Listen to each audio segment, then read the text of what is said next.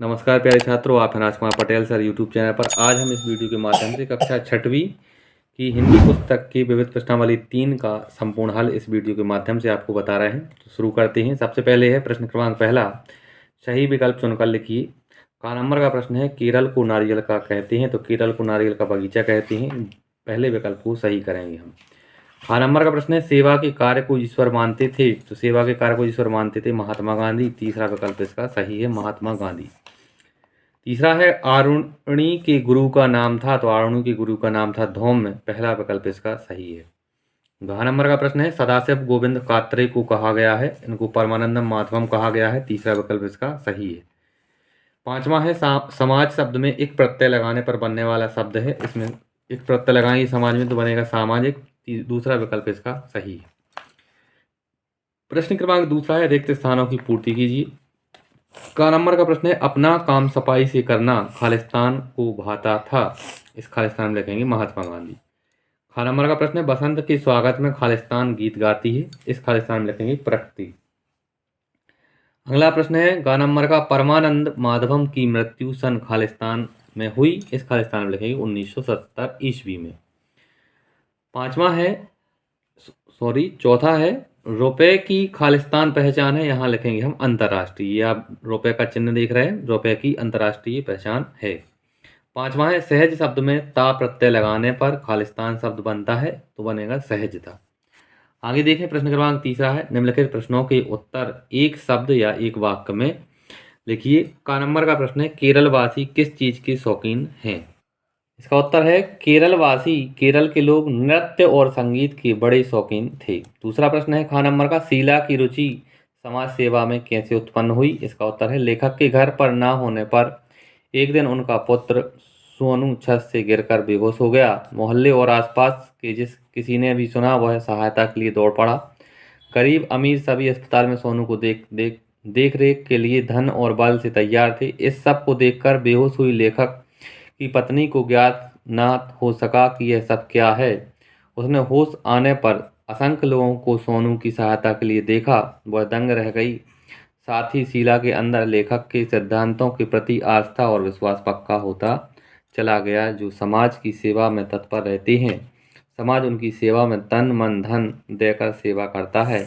उस दिन से शीला की रुचि समाज सेवा में उत्पन्न हो गई। आगे प्रश्न देखें, आरुणि ने शिष्य का परम धर्म किसे कहा है। इसका उत्तर है, आरुणि ने गुरु सेवा को ही शिष्य का परम धर्म कहा है। अगला प्रश्न है, वर्तमान में बसंत का स्वरूप क्यों बदल गया है। इसका उत्तर है, लोगों ने अपने स्वार्थ के लिए पेड़ पौधों को काटकर हरियाली को समाप्त कर दिया है, इसलिए बसंत का स्वरूप ही बदल गया है। आगे देखें आप, बिस्मिल की माताजी ने गृह कार्य की शिक्षा किससे प्राप्त की। इसका उत्तर है, मात्र 11 वर्ष की अल्पायु में बिस्मिल की माताजी का विवाह हो गया था। तब वह नितांत अशिक्षित एवं ग्रामीण कन्या थीं। ऐसे में दादी जी ने अपनी छोटी बहन को शाहजहांपुर बुला लिया था। उन्हीं ने माताजी को गृह कार्य आदि की शिक्षा प्रदान की थी। 4 नंबर का प्रश्न है, अकर्मक और सकर्मक क्रिया का एक एक उदाहरण लिखिए। पहले अकर्मक क्रिया है, वह हंसता है, हंसना अकर्मक क्रिया है। यहाँ जो आप देख रहे हैं, हंसना अकर्मक क्रिया है। दूसरा है सकर्मक क्रिया, सीता पत्र लिखती है, लिखना सकर्मक क्रिया है। प्रश्न क्रमांक चौथा, निम्नलिखित प्रश्नों के उत्तर 3 से 5 वाक्यों में लिखिए। पहला प्रश्न है, गांधी जी आश्रम में कौन कौन से काम स्वयं करते थे। इसका उत्तर है, गांधी जी अपने आश्रम में सूत काटते थे, वे कपड़ा बुनते थे, कपास धुनते थे, आश्रम के लोगों के भोजन के लिए अनाज में से कंकड़ चुनकर उसे साफ करते थे, अनाज से आटा बनाने के लिए चक्की भी घिसते थे, अनाज पीसते और पुस्तकों की जिल्द भी बहुत अच्छी तरह बनाते थे। खा नंबर का प्रश्न है, आत्म बलिदान एकांकी का मूल भाव स्पष्ट कीजिए। आत्म बलिदान एकांकी का मूल भाव यह है कि गुरु और शिष्य दोनों एक दूसरे के लिए समर्पित रहते हैं। गुरु को अपने शिष्यों के शारीरिक बौद्धिक और आध्यात्मिक विकास के लिए हर समय चिंता रहती थी। शिष्य भी आश्रम के सारे कार्यों की पूर्ति तन मन और तथा श्रद्धा से करते हैं। धौम्य ऋषि को अतिवृष्टि से खेत की मिट्टी बह जाने की चिंता है, परंतु आरुणि भी उन्हें चिंता मुक्त करने का प्रयास करता है। मेढ़ की कटाव में स्वयं लेट जाता है और मिट्टी के कटाव को रोक देता है। गुरु भी उसे तलाशते हुए विपरीत मौसम में जाते हैं, उन्हें उसके स्वास्थ्य की चिंता है। इस तरह गुरु और शिष्य दोनों परस्पर सेवा में समर्पित हैं।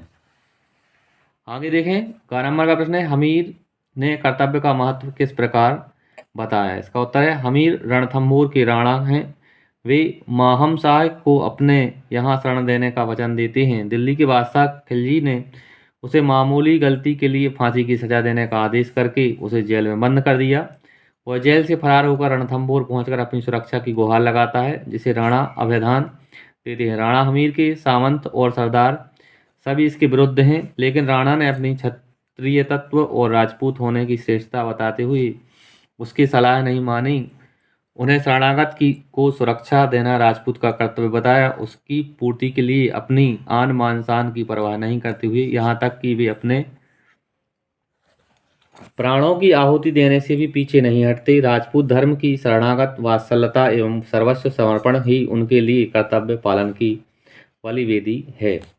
आगे है, दशमलव प्रणाली में रुपए को किस प्रकार विभाजित किया गया है। इसका उत्तर है, दशमलव प्रणाली में रुपए को 100 पैसे में बांटा गया। इस तरह छोटे सिक्कों के रूप में 50 पैसे, 25 पैसे, 10 पैसे, 5 पैसे, 3 पैसे और 2 पैसे तथा 1 पैसे के सिक्के भी प्रचलन में आए। उन्हें नए पैसे कहा गया। अगला प्रश्न है, सुभाष चंद्र बोस ने युवकों को किस प्रकार प्रेरित किया। इसका उत्तर है, सुभाष चंद्र बोस ने युवकों को आज़ादी प्राप्त करने के लिए प्रेरित किया। उन्होंने कहा कि आज़ादी के लिए बलिदान देने होंगे। जिन युवकों के खून में आज़ादी प्राप्त करने के लिए उबाल नहीं, गतिशीलता नहीं, उनका खून नहीं, वह तो पानी जैसा है। आज़ादी की लड़ाई शीश कटाने का सौदा है। आज़ादी का इतिहास खून की लाल स्याही से लिखा जाता है। इतना सुनते ही युवकों के चेहरे लाल पड़ गए। उन्होंने आज़ादी की लड़ाई करने के लिए कागज पर अपने खून से हस्ताक्षर कर दिए। युवकों में बढ़ते साहस को देख सभी दंग रह गए। का नंबर का अगला प्रश्न है, बिस्मिल ने वकालतनामे पर हस्ताक्षर क्यों नहीं किए। इसका उत्तर है, एक बार बिस्मिल के पिताजी दीवानी मुकदमे में वकील से कह गए कि जो काम हो वह उनकी अनुपस्थिति में बिस्मिल से करा लें। कुछ आवश्यकता पड़ने पर वकील साहब ने बिस्मिल को बुलाकर उनसे वकालतनामे पर अपने पिताजी के हस्ताक्षर करने को कहा। बिस्मिल ने कहा यह कहते हुए कि वकालतनामे पर पिताजी के हस्ताक्षर करने से मना कर दिया कि यह तो धर्म के विरुद्ध होगा। सदैव सत्य के मार्ग पर चलने वाले बिस्मिल ने वकील साहब के यह समझाने पर भी हस्ताक्षर नहीं की कि हस्ताक्षर न करने पर मुकदमा खारिज हो जाएगा। पांचवा प्रश्न है, निम्नलिखित पंक्तियों का आशय स्पष्ट कीजिए। का नंबर में है, कुछ लोग बातों से काम कमाते हैं, किसी का रुपया। ये आप देख रहे हैं।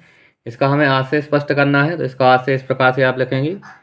लेखक का तात्पर्य यह है कि धन कमाने के लिए लोग अलग अलग तरीका अपनाते हैं। कुछ लोग तो केवल अपनी बातों के बल पर धन कमा लेते हैं, अर्थात उनका कार्य केवल दलाली, बट्टे या कानूनी दांव पेच लड़ाकर धन इकट्ठा कर लेना है। दूसरी ओर वे लोग हैं जो धनवान हैं और उसके सहारे व्यापार या ब्याज बट्टे के काम से धन कमा लेते हैं।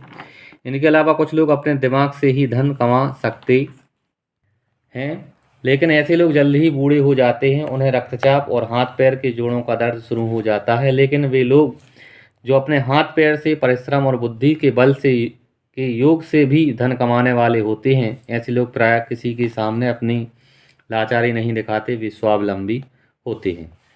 आगे खा नंबर में देखें आप, अभी तुम अध खिले पुष्प के समान हो। अगर तुमको इसी पुष्प की भांति अविकसित अवस्था में मुझ जैसे पौधे से अलग कर दिया तो मुझे भी दुख होगा।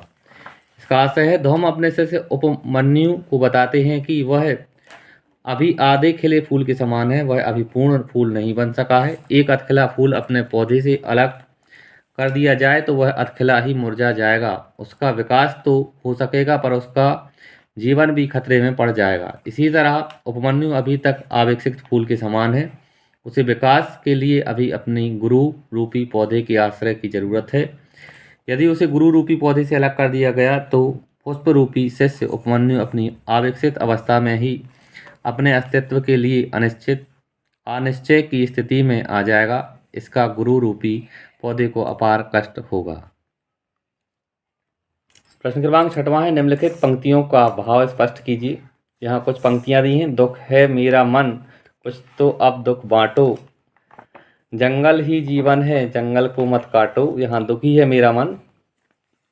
इसका आप देखें, बसंत के बदलते स्वरूप के प्रति चिंता व्यक्त करते हुए कवि कहता है कि बसंत के मन में व्याप्त कष्ट को थोड़ा बहुत आप संसार के लोग बांट लीजिए। जंगल से जीवन संभव है, इसलिए इन जंगलों को मत काटिए, वन लगाइए, जीवन बचाइए।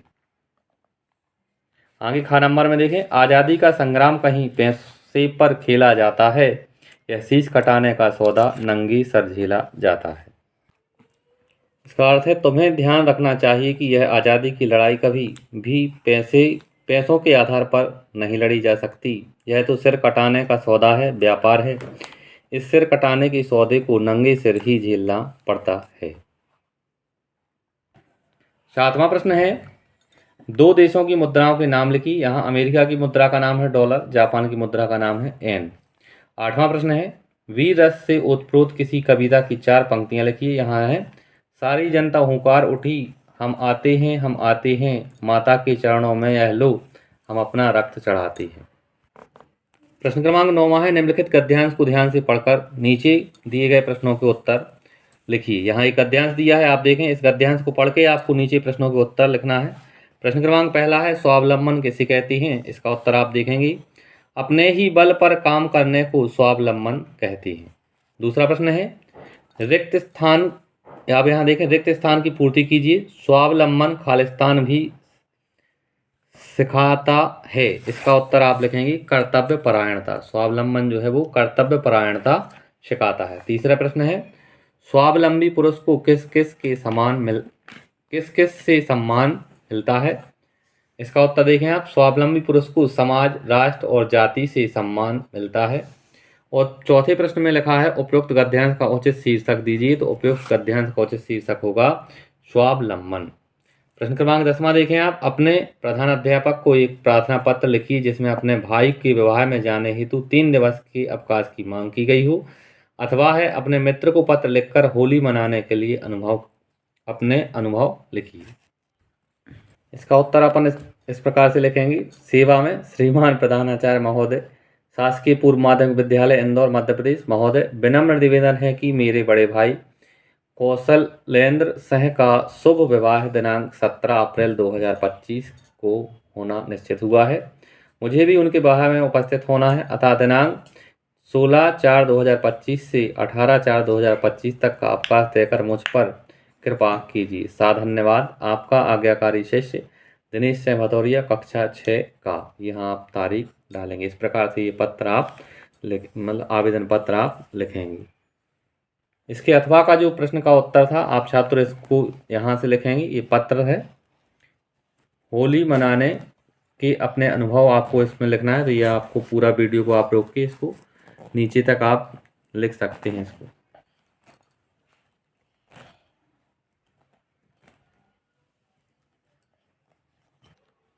प्रश्न क्रमांक 11वां है, निम्नलिखित विषय में से किसी एक पर निबंध लिखिए। लगभग 100 शब्दों में आपको एक निबंध लिखना है। प्रिय खेल, मेला या महापुरुष? छात्रों, यहाँ आप प्रिय खेल क्रिकेट के बारे में हमने यहाँ आप देख रहे हैं। इस वीडियो को रोक के आप इसको पूरा करेंगे। ये यहाँ से लेके आपको नीचे तक इसका उत्तर आप लिखेंगे। इस तरह से प्यारे छात्रों, इस वीडियो के माध्यम से हमने आज विविध प्रश्नावली 3 हिंदी कक्षा 6वीं की विविध प्रश्नावली के प्रश्नों को पूरा किया है। अगर आपको वीडियो अच्छा लगे तो आप चैनल को सब्सक्राइब करें, वीडियो को लाइक करें और अपने दोस्तों के साथ शेयर करें। धन्यवाद। जय हिंद, वंदे मातरम।